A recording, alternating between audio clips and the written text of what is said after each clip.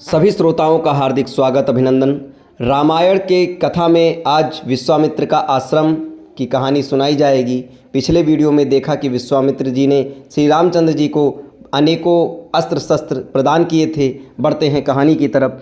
चलते चलते way one के अंधकार से निकलकर ऐसे स्थान पर पहुँचे जो भगवान भास्कर के दिव्य प्रकाश से आलोकित हो रहा था और सामने नाना प्रकार के सुंदर वृक्ष, मनोरम उपत्यका एवं मनोमुग्धधारी दृश्य दिखाई दे रहे थे। रामचंद्र ने विश्वामित्र से पूछा, हे मुनिराज, सामने पर्वत की सुंदर उपत्यकाओं में हरे हरे वृक्षों की जो लुभावनी पंक्तियां दृष्टिगत हो रही हैं, उनके पीछे ऐसा प्रतीत होता है कि जैसे कोई आश्रम है। क्या वास्तव में ऐसा है या यह मेरी कल्पना मात्र है? वहाँ सुंदर सुंदर मधुरभाषी पक्षियों के झुंड भी दिखाई दे रहे हैं, जिससे प्रतीत होता है कि मेरी कल्पना निराधार नहीं है।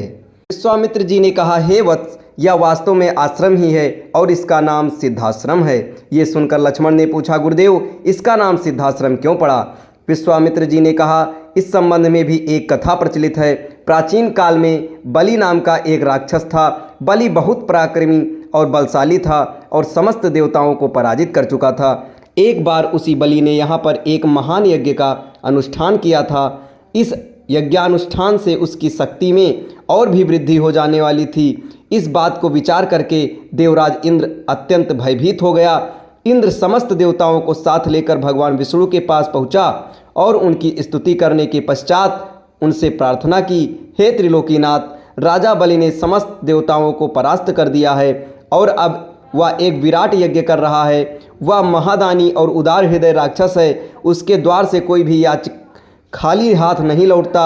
उसकी तपस्या, तेजस्विता और यज्ञादि शुभ कर्मों से देवलोक सहित संपूर्ण ब्रह्मांड कांप उठा है। यदि उसका यह यज्ञ पूर्ण हो जाएगा तो वह इंद्रासन को प्राप्त कर लेगा। इंद्रासन पर किसी राक्षस का अधिकार होना सुरों की परंपरा के विरुद्ध है।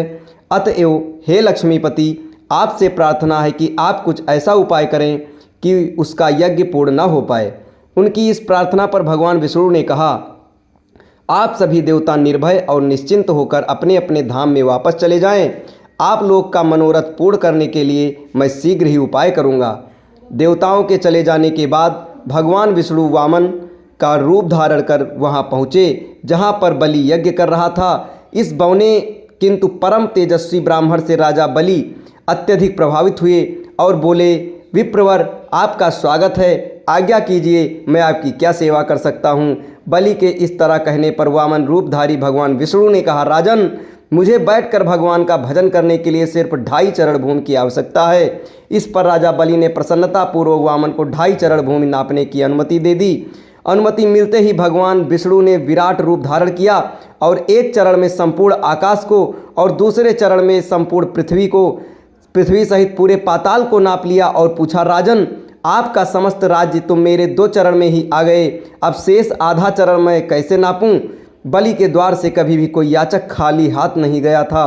बलि इस याचक को भी निराश नहीं लौटने देना चाहते थे।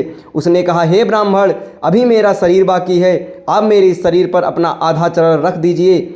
इस पर भगवान विष्णु ने बलि को भी अपने आधे चरण में नाप लिया। बलि का ये दान इतना महान था कि बलिदान के नाम से विख्यात हो गया। भगवान विष्णु ने बलि की दानशीलता से प्रसन्न होकर उसे वरदान दिया कि यह स्थान सदा पवित्र माना जाएगा, सिद्धाश्रम कहलाएगा और यहाँ तपस्या करने वालों को शीघ्र ही समस्त सिद्धियाँ प्राप्त होंगी। उसी समय से ये स्थान सिद्धाश्रम के नाम से विख्यात है और बहुत से ऋषि मुनि यहाँ तपस्या करके मुक्ति लाभ करते हैं। मेरे स्वयं का आश्रम भी इसी स्थान पर है। मैं यहीं बैठकर अपना यज्ञ संपन्न करना चाहता हूँ। जब जब मैंने यज्ञ प्रारंभ किया तब तब राक्षसों ने उसमें बाधा डाली है और उसे कभी पूर्ण नहीं होने दिया। अब तुम आ गए हो और मैं निश्चिंत होकर यज्ञ पूरा कर सकूँगा।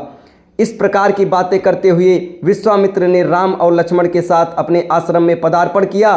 वहाँ रहने वाले समस्त ऋषि मुनियों और उनके शिष्यों ने उनका स्वागत सत्कार किया।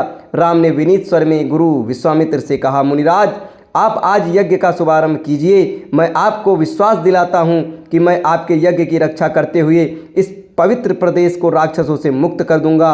राम ने इन वचनों को सुनकर विश्वामित्र यज्ञ सामग्री एकत्रित करने में जुट गए। अब इसके आगे की कहानी कि यज्ञ के दौरान क्या क्या हुआ, आपको अगले वीडियो में बताया जाएगा। तब तक हमारे साथ बने रहें। धन्यवाद।